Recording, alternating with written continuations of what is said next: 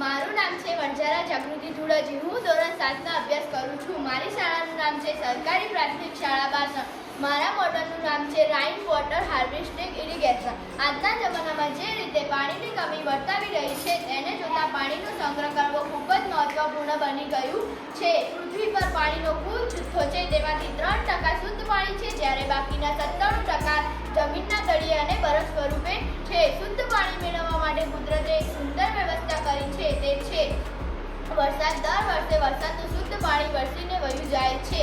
વરસાદના પાણીને 4 મહિના રાખવામાં આવે તો 12 મહિના આપણે ઉપયોગ કરી શકીએ છીએ।